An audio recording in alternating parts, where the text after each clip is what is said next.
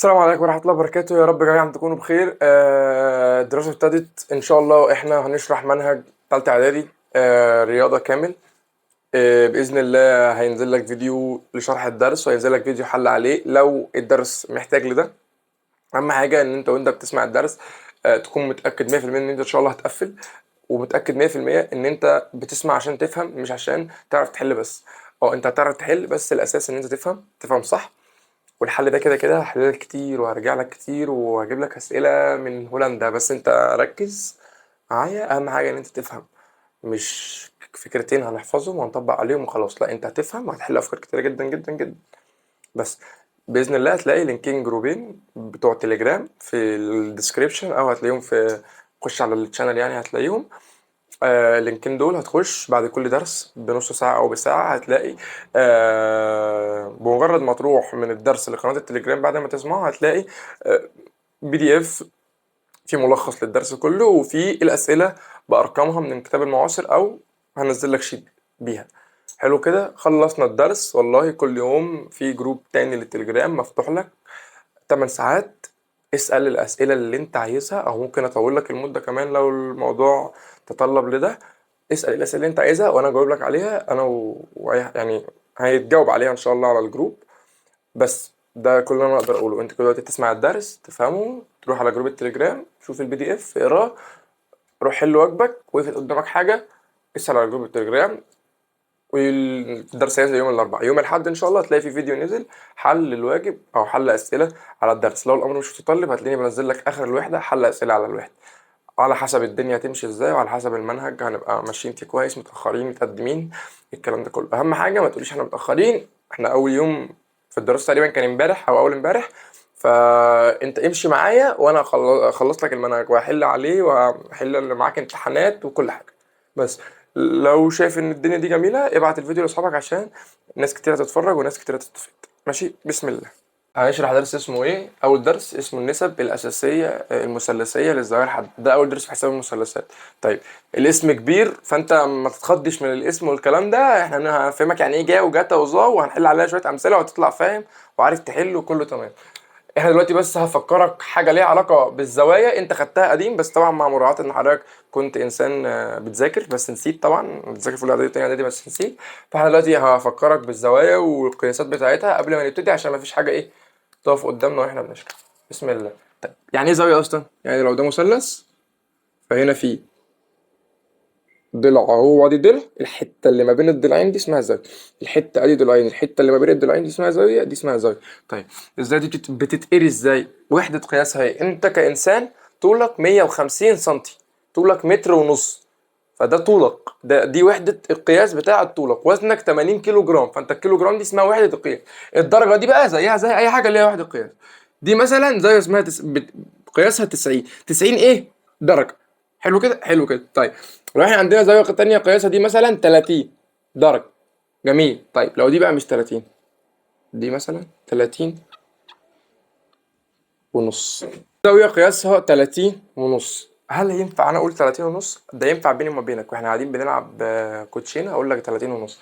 انما في الامتحان عمو بتاع الامتحان ما بيعجبوش بقى الانصاص والارباع والكلام دي. ليه؟ لان دلوقتي لما واحد يجي يقول لك طولك كام هتقول والله انا طولي متر ونص. طيب انا طولي متر ونص. طيب لو انت طولك مثلا متر و60 سم هتقول له انا متر ونص و10؟ لا، هتقول له متر 60 سم. يبقى احنا ايه؟ في حاجه في تحتيها حاجه اصغر منها. زي ايه؟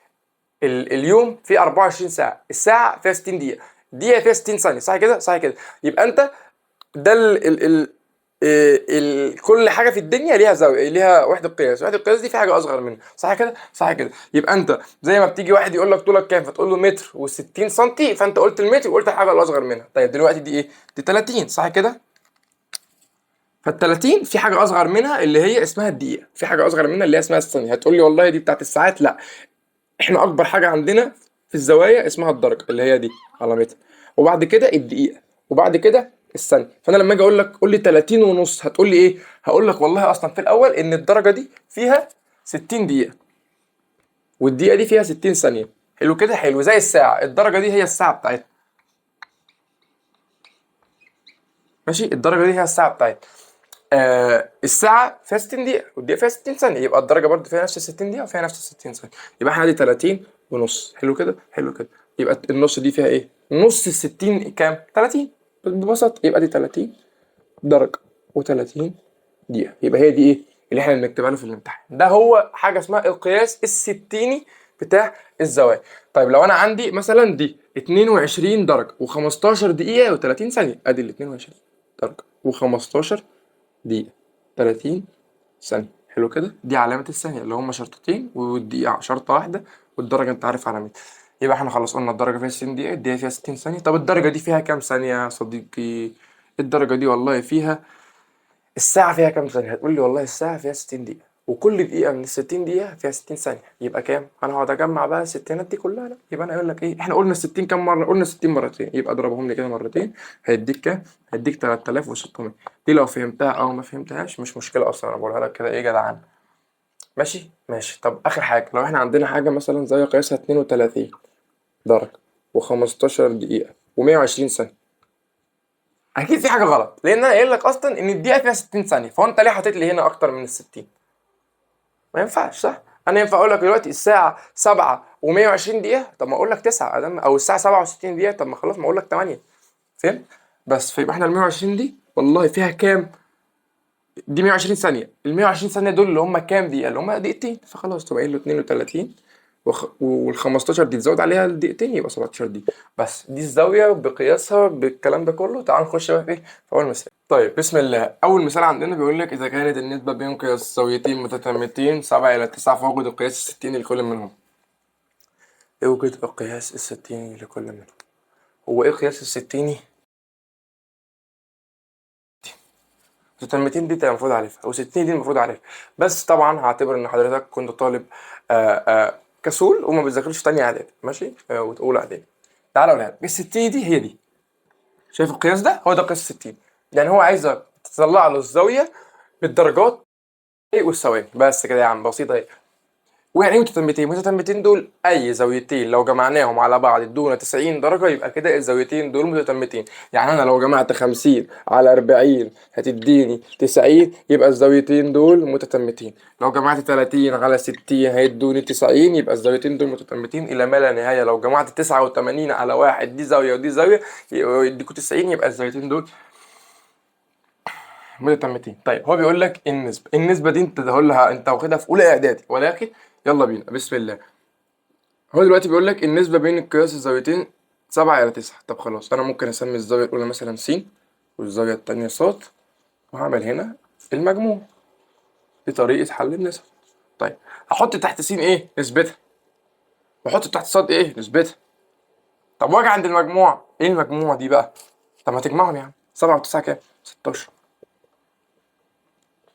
طيب هل أنت بص يا صاحبي، إحنا النسب متقسمة عندنا 3 ادوار. الدور الاخير اللي فوق اللي هي الاسماء اللي احنا سميناها السين والصاد والمجموع. دي براحتك، عايز تسميها سين صاد، تسميها ابراهيم، تسميها عباس، دي مش تفرق معاك. دي الدور اللي في النص ده النسب اللي هو مديها لك اللي هي 7 على 9. ايه المجموع دي جبته منين؟ والله هقول لك. لو انت مثلا مديك زاويتين متسمتين، فانت بتروح تشوف حاجه تربط النسبتين دول ببعض. ايه اللي هم مجموعهم 90؟ خلاص يبقى ادام قلت مجموعهم 90 يبقى انت تشوف مجموعهم اللي هو بتاع النسب اللي هو 7 و9 16. طب ما فهمتش؟ تعالى اقول لك. انت المفروض خلاص قلنا ده الدور الاخير، ده الدور الوسطاني. بتعمل ايه؟ بتكتب النسب 7 الى 9. طب النسبه الثالثه دي جبتيها منين؟ في الاغلب هي بتبقى المجموع. المجموع هو النسبه الثالثه اللي او النسبه الرابعه، النسبه اللي احنا بنحطها من دماغنا عشان نعرف نحل المساله اللي هي 16. طيب الخانه اللي تحت دي بقى الدور الاخير الارضي المعفن ده هو الدور بتاع القيم الاساسيه اللي هي الدرجات، اللي هي الحاجه اللي احنا اصلا هو عايزها. مش هو عايز القياس 60 يعني دي الدور بتاع القياس ال 60. طيب هل كده انا هعرف اجيب حاجه؟ لا. طب احنا عندنا ايه؟ هل هو مدينا قياس س الاساسي؟ لا هو مدينا النسبه بتاعته. طب مدينا قياس ص؟ لا هو مدينا النسبه بتاعته. طب مدينا مجموع؟ لا لا. هو ايه اللي لا؟ ايه اللي لا؟ هو مش المجموع انا لسه قايل لك ان اي زاويتين متتمتين مجموعهم 90؟ يعني انا ممكن اقوم رايح هنا كاتب دي 90 صح كده؟ صح كده. يبقى انا عايز اجيب دلوقتي دي ودي. يبقى اعمل ايه؟ حاجه اقول لك طرفين في وسطين عادي. هتعمل دي كده، تضرب دي في دي وتقسمها على دي. ازاي؟ اقول لك ازاي. هنعتبر ان دي رمز م مثلا، فيبقى 7 دي نسبة تعملها كأنها نسبة، 7 على م بتساوي 16 على 90. حلو كده، حلو. تعالى اعمل دي، الصاد بتساوي 9 على أي حاجة على كاف بتساوي 16 على 90. هتقول لي ايه دي؟ هقول لك والله عادي، احنا خدنا ده اكن هنا في شرط الكسر وهنا في شرط الكسر وخدناهم سويناهم ببعض. ليه؟ لان هم اصلا دي النسبه، وادام النسبه دي الى النسبه دي النسبه دي اكن دول ايه بيساووا بعض. يبقى خلاص الميم اضرب السبعه في التسعين اهو،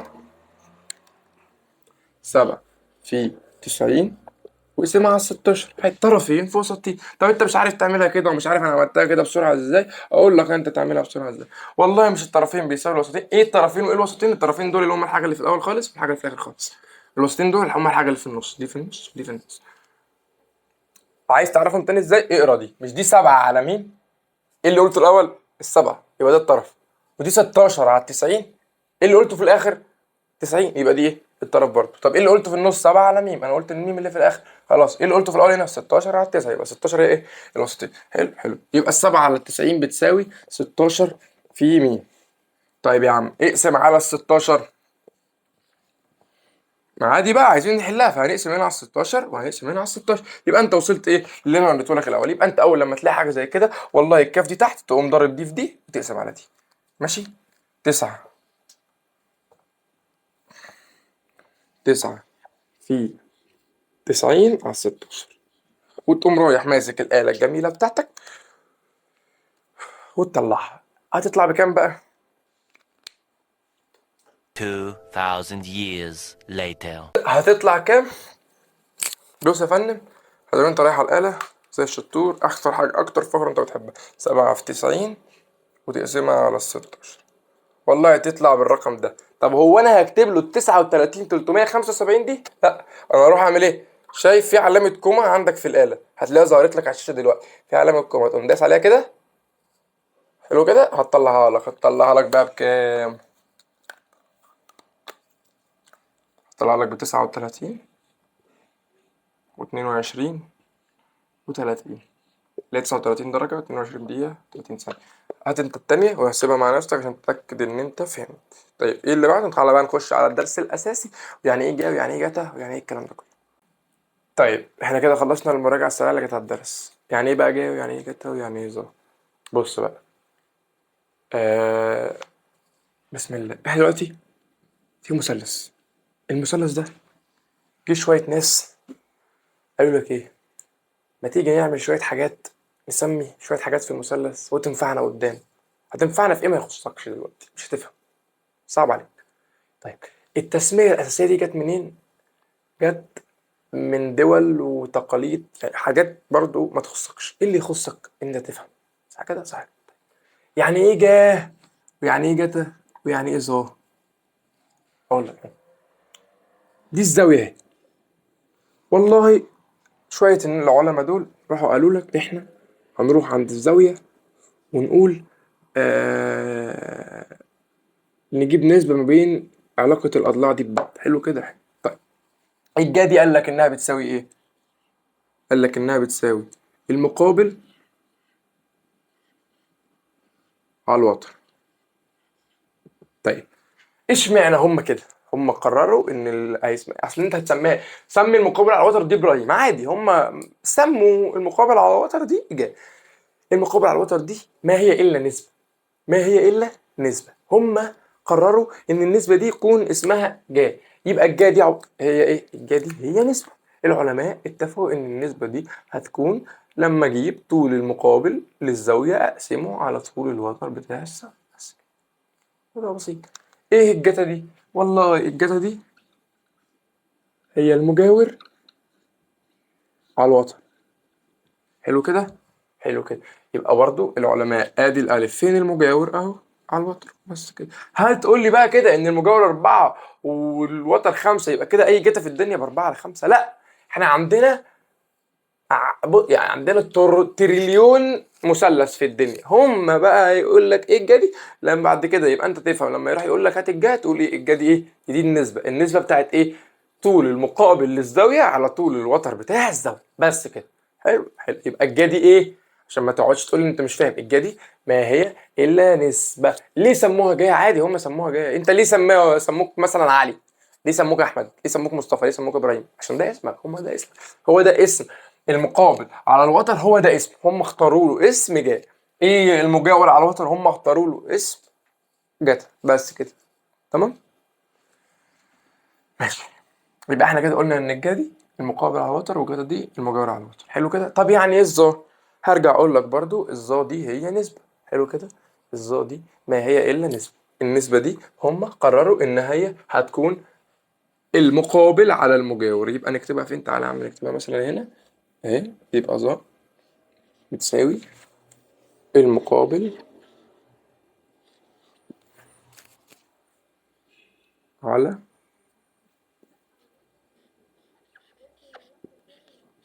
مجاور. حلو كده. عارف انت ممكن تجيب الظا تاني ازاي؟ اقسم كده الجا على الجتا. فلما تقسم الجا على الجتا هتلاقي الوتر راح مع الوتر، وهتلاقي اتبقى المقابل على المجاور. يبقى نستنتج ايه؟ نستنتج دي ان الظا دي نسبتين. هي نسبة واحدة بس انت ممكن تجيبها بطريقتين.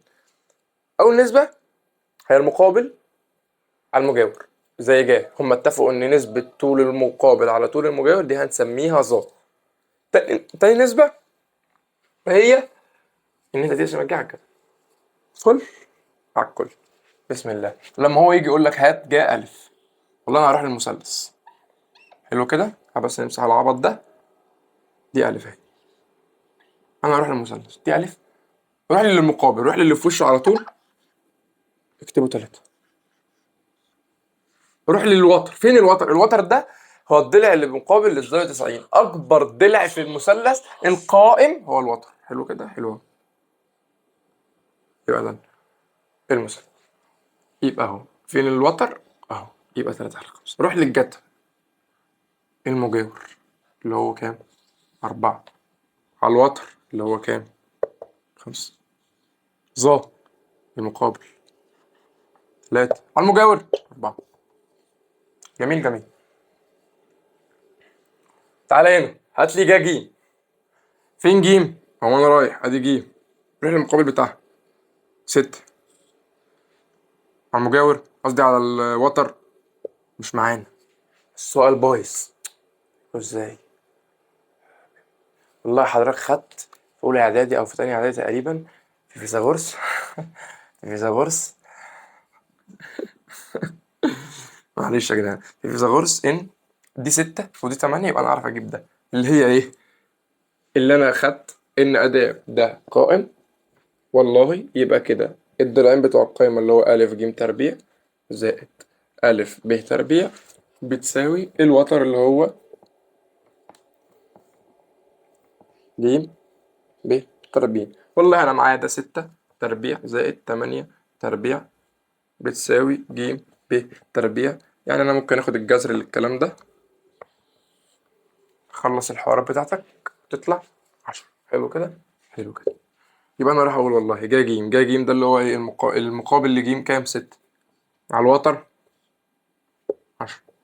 كاتا جيم مجاور 8. اعمل الأسهم دي على طول. على الوتر 10. زا جيم مقابل 6 على المجاور 8. بس عايز تختصرها اختصرها، مش عايز حط على الآلة هتطلع لك، مش عايز عنك ما عملتها وما تقرفنيش معاك. حلو كده. بهزر بس ما تزعيطش. طيب هو دلوقتي بيقول لك اثبت ان جا ألف جتا ج زائد جتا ألف جا ج بتساوي 1. خلاص. فأني مثلث يعني هو عايز في المثلث ده. خلاص والله أنا هروح أشوف جا ج بكام؟ 6. هو قصدي عايز جا ألف. احنا معانا جا ألف؟ لا خلاص روح عند ألف. أنا آسف دي ب. ودي ب. ماشي. روح عند ب. هات جا ب المقابل 8 على المجاور 10. 8 10. روح لكذا ج بسرعة بقى. خليك سريع. هو دلوقتي عايز ايه؟ كذا ج. هي أصلا فين احنا جايبينها؟ كام؟ ب 8 على 10 زائد. روح على جتا ب. جتا ب المجاور 6 على الوتر 10. 6 على 10. هنكمل بده. روح هات جا ج. جا ج والله معانا بكام؟ ب 6 على 10. يحسب الكلام ده كله على الآلة يطلع 1. طب انت مش ملاحظ حاجه؟ مش ملاحظ ان جا ب بتساوي جتا ج وجتا ب بتساوي جا ج؟ طب ده معناه ايه؟ هقول لك ان كده جا بتاعت ألف أو جا بتاعت ب بتساوي جا بتاعت ج، وجا بتاعت ب بتساوي جا بتاعت ج. ده بقى نستنتج منه إيه؟ نستنتج منه يا صديقي إن أي زاويتين مجموعهم ب90، مش دول كده مجموعهم ب90؟ هتقول لي أنت عرفت منين؟ أقول لك والله أصلا دي ب90. أدي المثلث هنقله لك هنا، والله أصلا دي ب90.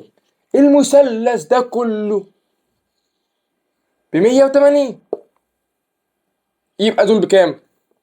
دي ب90 وده كله ب180، يبقى اللي باقيين كام؟ 90. مش محتاجه 180 ولا 90. يبقى اي زاويتين مجموعهم ب90 جا بتاعت الاولانيه بتساوي جتا الثانيه، جتا بتاعت الاولانيه بتساوي جتا الثانيه. حلو كده؟ حلو كده. يبقى احنا بنستنتجه ايه؟ الاستنتاج بتاعنا ايه؟ ان اي زاويتين مجموعهم ب90 درجه يبقى جا الاولانيه بتساوي جتا التانية، جتا الاولانيه بتساوي جتا التانية. بس كده. حلو كده. تعالى بقى نروح نقل ايه على حوار ان زي، يبقى انت كده احفظها. فاكر لما قلت لك في اول الدرس زاويتين متتمتين؟ زاويتين متتمتين يعني مجموعهم 90 درجه، يعني جا الاولانيه بتساوي جا الثانيه وجا الاولانيه بتساوي جا الثانيه، عشان تعرف انا كنت جايب لك المثال الاولاني ليه. يبقى انت كده اول لما تعرف ان في والله احمد زائد ابراهيم ب 90 درجه، يبقى جا احمد بتساوي جا ابراهيم وجا ابراهيم بتساوي جا احمد. يلا نخش على الصبر اللي بعديه. طيب بسم الله. عندنا مثال بيقول لك جا 45 بتساوي جا اهي. طيب هو مش انا لسه قايل لك ان لما يكون في جا زاويه بيساوي جا زاويه ثانيه يبقى الاثنين مجموعهم ب 90 درجه؟ قلت لك ولا ما قلتلكش؟ قلت لك. بس معلش. يبقى جاي 45 تساوي جتا اهي. يبقى انت تقول له ايه؟ تقول له والله 45 دي الزاويه الاولى زائد الزاويه الثانيه تساوي 90، يبقى اله تساوي 90 ناقص ال 45، يبقى اله تساوي 45. حلو كده؟ جميل؟ جميل. طيب تعالى في اللي بعديه. قياس زاويه أ بتساوي 60 وجايه ب بتساوي جتا ب. طيب هرجع اقول لك تاني، ده عندنا مثلث اهو أ ب ج. لما يقول لك ان جا زاويه بتساوي جتا نفس الزاويه يبقى دي ب 45. ركز، لو جا زاويه بتساوي جتا زاويه تانية يبقى الاثنين مجموعهم 90. يعني لو جا احمد بيساوي جتا ابراهيم يبقى احمد وابراهيم على بعض 90 درجه. طب لو جا احمد بتساوي بقى جتا احمد، لو جا احمد بتساوي جتا احمد، يبقى اذا دول المفروض الواحده منهم ب 45. اقنعك؟ اقنعك. والله هقول لك. انا دلوقتي بيقول لك جا ب زائد جتا ب، قصدي جا ب بتساوي جتا ب. مش انا قلت لك لما جا اعتبر ب دي حاجه وب دي حاجه وب دي حاجه تانية خالص. هتقول له ب زائد ب بتساوي 90، يبقى الاتنين ب بتساوي 90، يقسم على الاتنين يعني الب ب 45. صح كده؟ يبقى انت من غير هري كتير لما تلاقي جا الف بتساوي جتا الف يبقى الف 45، جا عين بتساوي جا عين بتساوي جتا عين يبقى دي ب 45. والله لقيت جا ام احمد بتساوي جتا ام احمد يبقى ام احمد ب 45. حلو حلو. يبقى خلاص احنا قلنا ان دي 45 وهو مدينا من الف 60، هو عايز ج، يبقى تقول له خلاص، تقول له بما ان مجموع قياسات زوايا المثلث بتساوي 180 درجة يبقى إذا 180. يعني تقول له لا، تكتب له بقى الطبيعي المفروض تكتب له حضرتك، تقول له يبقى إذا قياس زاوية ج. قياس زاوية ج بتتكتب كده، قياس تفتح حرف القاف أهو، تفتح القوس وتعمل العلامة دي فوقيه وتكتب الزاوية اللي أنت تعمل ألف مثلا ب، أيا كان بقى اللي هتكتبها مش بس، وبتساوي 180 ناقص افتح قوس الزوايا 60 زائد 45، 60 زائد 45 105، 180 ناقص 105 75 درجة. متنساش الدرجة، متنساش الدرجة، متنساش الدرجة يا بت. ماشي؟ ماشي. طيب هو دلوقتي في المثلث القائم الزاوية في ب جا أ زائد 2 جتا ج. تعالى يلا بينا بسم الله الرحمن الرحيم. هو بيقول لك مثلث قائم الزاوية ب، ادي مثلث قائم الزاوية ب. جميل جميل جميل جميل. هو عايز جا ألف. احنا بس ثانية واحدة بس كده عشان ايه؟ ما بحبش الغباء. لما تكس مسألة طلع الحاجات اللي هتعرف تستنتجها من اللي هو مديهولك.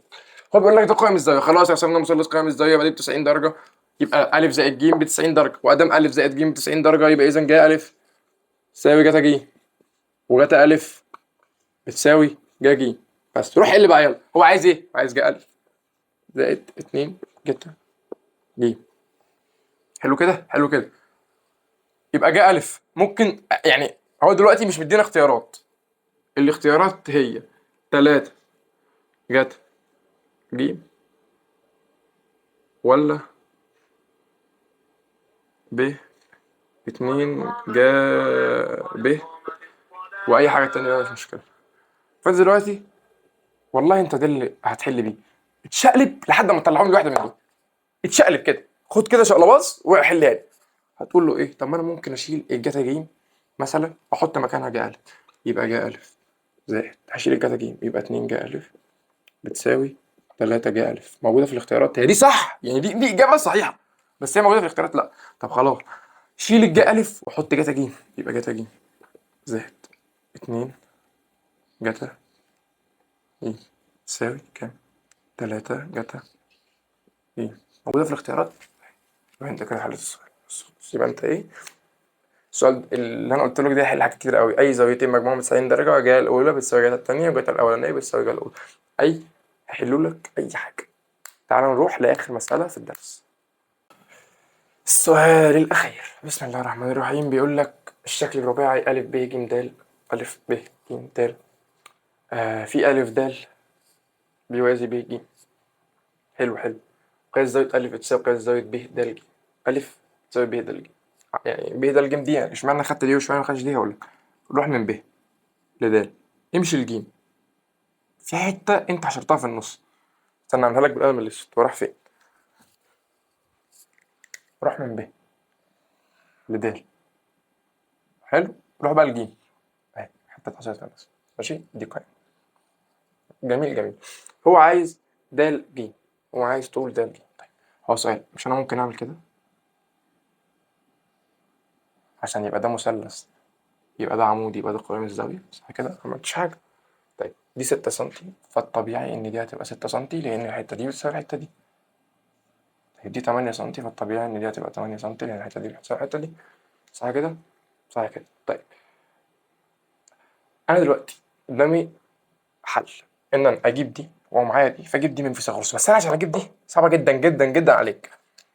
طيب نعملها ازاي؟ اقول مش هو مديني ده بيوزي ده؟ طب والله هو مش ده كده حرف زد؟ مش ده كده اهو اللي متشخبط عليه بالالوان ده حرف زد؟ اول لما يقول لك توازي بص شوف في حرف زد او في حرف اف، انت خدتها في تانية اعدادي حرف زد، يبقى الزاويه دي بالتبادل، انت خدتها. حلو حلو. لو ما خدتهاش كده، دي التبادل دي بتساوي دي، كده دي التناظر دي بتساوي دي. حلو كده، جميل. بس اظن يعني الموضوع بسيط كده. ما دام دي بتساوي دي، هتقول بما ان ده يوازي ده وده قاطع ليهم يبقى دي بتساوي دي، بما ان ده بيوازي ده وده قاطع ليهم يبقى دي بتساوي دي. بس كده، دي حاجه ايه في السريع جدا جدا جدا. يلا بينا يلا بينا. ماشي خلاص. هي مش دي توازي دي، مش دي بتساوي دي. ادام في زاويه بتساوي زاويه، يبقى الجهه بتاعت الزاويه دي بتساوي الجهه بتاعت الزاويه دي، والجهه بتاعت الزاويه دي بتساوي الجهه بتاعت الزاويه دي، والزاويه بتاعت الزاويه دي بتساوي الزاويه بتاعت الزاويه دي. خلاص يبقى روح كده يا معلم. يلا بسم الله الرحمن الرحيم. قياس زاويه الف، هتقول له بما ان، عشان ده بقى مقال، الف د ب،